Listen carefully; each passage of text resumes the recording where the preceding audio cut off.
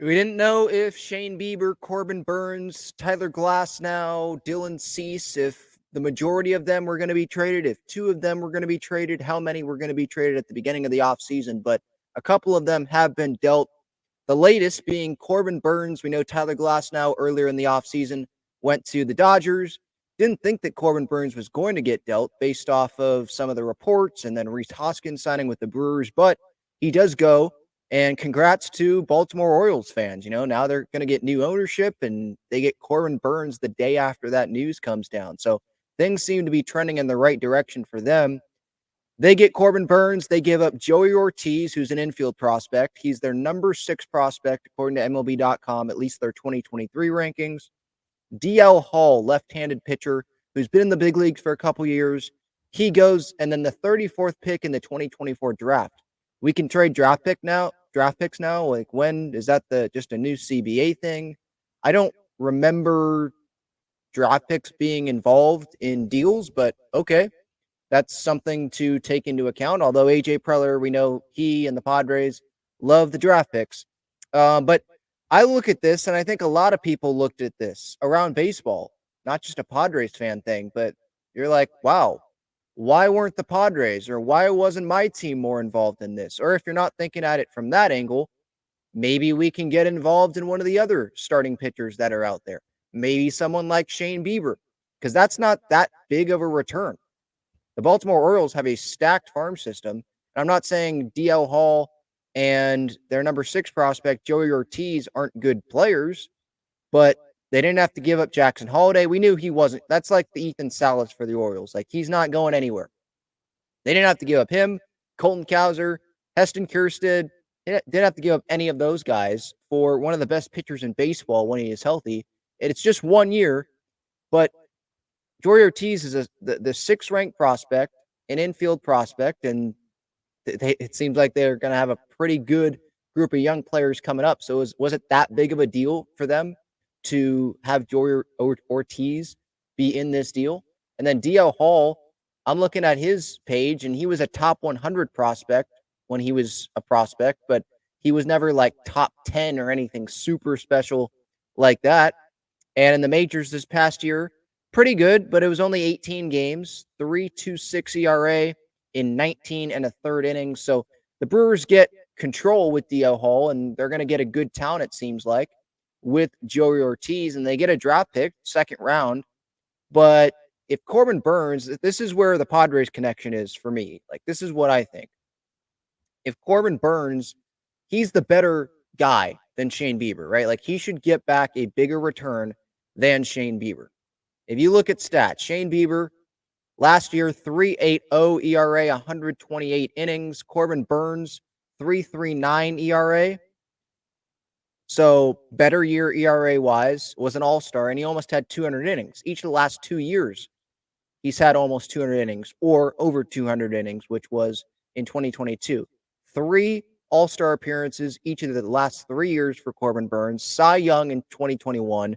Top 8 Cy Young finish in the last 2 years. And then Shane Bieber, top 7 Cy Young in 22, all-star in 21, not an all-star in 22 or in 23. And last year only made 21 starts. So I would think that the Padres wouldn't have to give up as much for someone like Shane Bieber compared to Corbin Burnes. So looking at this deal, maybe the Padres would have to give up their 2nd round draft pick. If you're allowed to do that now, I guess you are, because Milwaukee is receiving the 34th pick here in the 2024 draft. I know AJ doesn't like giving up picks, but if his job is on the line, don't you give up a draft pick? If you already have a strong farm system, don't you give up a draft pick? If you can get Shane Bieber, we know the Padres, they don't want to spend $16 million a year on a starting pitcher. And Shane Bieber, I believe, would cost around $13 million. So the Padres probably don't want to do that in terms of money. But if you acquire Shane Bieber, your work is done in the rotation. Like, you don't have to spend anything else. I know you want more depth. Like, you could always use more depth, but Padres fans, we will be good. I assure you, AJ, we will be good. If you acquire Shane Bieber, we will be good with what we have. You take that risk, right? Bieber, Musgrove, Darvish, King slides us down into the 4. And then you have a bunch of options for the 5. And then if injuries happen, injuries happen. But hey, you went for it here, right? And you don't give up Dylan Lesko. You don't give up Robbie Snelling. You don't give up Ethan Salas, Jackson Merrill. I'm just looking at it from what just happened here. Corbin Burnes going to Baltimore. Shane Bieber is an impactful guy when he's healthy, when he is on the mound. And it's a walk year for him, so he's motivated to pitch really well, obviously. What would a trade possibly look like if we're comparing it to this? Maybe you don't have to give up a draft pick, and all you have to give up is a couple of players. Let's say you give up Adrian Morhone, or you give up someone that's under control. Maybe it's a Pedro Avila. Maybe it's a Johnny Brito or a Randy Vasquez, one of them. Maybe it's Steven Wilson. I don't know what Cleveland would want, but let's say it's an arm, and then you give up someone in your farm system that's not a top 5 prospect. So you're not giving up Salas, Merrill, Snelling, Lesko, Zavala. You're not giving up Thorpe. I know he's 6. Not giving up Thorpe. Let's say you have to give up Iriarte or Mazer, and then you have to give up Avila or Wilson, someone like that. Those 2, pick 2 of those, right? Or you give up Brandon Valenzuela, who is a double-A catcher, top 10 prospect in your system. You have Salas, you have Camposano, you have Sullivan, maybe you give him up as well. Would that get a deal done 1 year of Shane Bieber? Would you do that if you're the Padres? Let me know in the comments. Would you do that? Let's say it's Pedro Avila and Iriarte. We'll give Cleveland the higher-ranked guy. Iriarte, Pedro Avila. Maybe you have to give up one more. Probably not a top 10 prospect, though. Let's say you have to give up Randy Vasquez, or you have to give up Ryan Bergert, someone like that for Shane Bieber. I think you do it. You're keeping your best guys in the farm system. You're not giving away, 4 of your top 5 prospects. This isn't like a Juan Soto trade. And yeah, that would be a blow to the depth from your major league staff, but you also got to remember you're acquiring Shane Bieber. And I think the Padres fan base would appreciate the Padres going and adding an impactful arm. And it's 1 year. So if it doesn't work out, then it doesn't work out. Don't know how much of a chance the Padres have at bringing Shane Bieber back at the end of the year. But this is not a year that the Padres should just throw away. I know the Dodgers look great on paper, and they definitely should be the World Series favorites. That's great. And the Diamondbacks just went to the World Series, and the Padres, they traded Juan Soto, trade Trent Grisham, don't have an outfield right now. Hader's gone, Snell's gone, Waka, Martinez, Lugo. Things aren't looking amazing for the Padres. Definitely not amazing in comparison to what was happening at the beginning of last year, right? Like, the hype is just not there with this Padres team. But you have Manny, you have Kim for one last year. You have Manny in his prime, Tatis in his prime, Bogarts in his prime still. Musgrove and Darvish, they're not getting any younger. You brought in guys in the bullpen. I think you have a strong bullpen.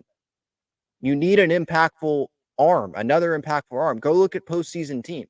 Maybe if the Padres don't acquire someone like Shane Bieber, or they don't acquire another big starting pitcher for the rotation, maybe they do it before the deadline. Maybe Johnny Brito or Randy Vasquez or Michael King, maybe Michael King ends up, pitching amazing, better than Waka or Lugo even last year as a starting pitcher. But that is still a question mark. Maybe someone else ends up pitching great. Maybe one of these prospects come up and is an impactful arm, and it ends up not being that big of a deal. But right now, those are question marks, right? And this can't be a throwaway year. You're not going to get it back, especially coming off of last year where you don't make the postseason. You got to make the postseason this year. And acquiring Shane Bieber, especially if it's not going to cost as much as we thought it might cost, at least if we're comparing it to the Corbin Burnes trade, the Padres better take a hard look at that. I wonder what discussions they had with the Milwaukee Brewers for Corbin Burnes. I'm not surprised Burnes ends up going to the Orioles because the Orioles had a stocked farm system. I'm just surprised that the Orioles didn't have to give up a top. Maybe I shouldn't say I'm not surprised. They gave up a top 10 prospect still, but I guess the other parts of it, like Joey Ortiz, yeah, okay, that's expected, top 10 prospect, top 6. But then the other parts, DL Hall, I'm not going to act like I know a ton about him, but that's not someone that was like viewed, I don't think, as a future huge impact guy for the Orioles, right? And then 34th pick in the draft. I mean, if you're the Orioles, you just came off of a 100+ win season, right? Last year, disappointing what happened in the postseason. You need starting pitching. You'll give up the 34th pick. 34th pick is probably not going to turn into Corbin Burnes. And if you're the Padres, like, you can't throw away 2024. I'm not saying that with the rotation they have, or if they add Michael Lorenzen, or if they trade for Alek Manoah, they add some other free agent starter. I'm not saying that that can't work and they can keep prospects and keep draft picks. But if Shane Bieber's available and the Guardians are willing to talk, you got to be exploring that. And I know other teams are going to be exploring it as well. But I'd like the Padres to try it with Shane Bieber.